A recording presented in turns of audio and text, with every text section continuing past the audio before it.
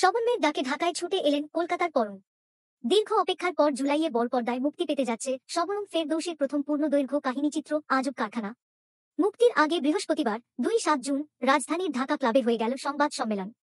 জন্মদিন থাকা সত্ত্বেও শবনমের ডাকে এদিন উপস্থিত হন কলকাতার নামী অভিনেতা পরমব্রত চ্যাটার্জি। আজব কারখানার কেন্দ্রীয় চরিত্রে অভিনয় করেছেন কলকাতার এই অভিনেতা। সংবাদ সম্মেলনে উপস্থিত হয়ে জানালেন, জন্মদিনে এই প্রথম নিজের শহরের বাইরে দিন কাটাচ্ছেন।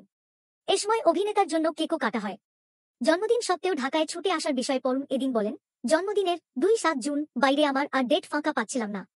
আবার এখানে ঢাকা আসাটাও জরুরি আজব কারখানার জন্য।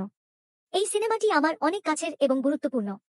তাই ভাবলাম জন্মদিনটা যদি কলকাতার বাইরে কাটাতেই হয় তবে ঢাকার চেয়ে বেটার কিছু হতে পারে না। কারণ এই শহরের সঙ্গে আমার অন্যরকমের একটা সুতো বাঁধা আছে, একটা টান রয়েছে। সেজন্যই জন্মদিনের তারিখটা কলকাতা থেকে বের করে নিয়েছি ঢাকার জন্য। এদিন আজব কারখানা মুক্তির ঘোষণা দেন নির্মাতা। শবনম জানান, আগামী ১-২ জুলাই সিনেমাটি মুক্তি চূড়ান্ত করেছেন তারা। 2016-2017 অর্থবছরে সরকারি অনুদানপ্রাপ্ত ছবি আজব কারখানা। চলচ্চিত্রের কাহিনী আবর্তিত হয়েছে একজন রকস্টারের জীবনকে ঘিরে।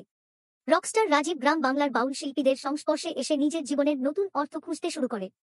চলচ্চিত্রটিতে আবহমান বাংলার বিভিন্ন গানের ধারা, ঘরানা ও মর্মবাণী তুলে ধরা হয়েছে। সেই সঙ্গে আছে রক ও ফিউশনের আয়োজন।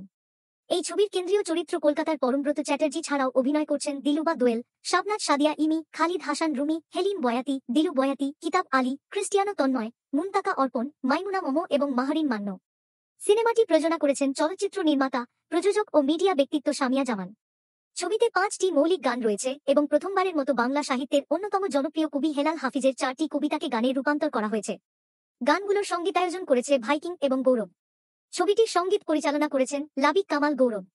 প্রায় ৪০০টিরও অধিক প্রামাণ্যচিত্রের নির্মাতা শবনম ফেরদৌসীর জন্মসাথী ২০১৬ সালে জাতীয় চলচ্চিত্র পুরস্কার অর্জন ছাড়াও দেশ বিদেশের বিভিন্ন চলচ্চিত্র উৎসবে প্রদর্শিত হয়েছে এবং একাধিক পুরস্কার অর্জন করেছে।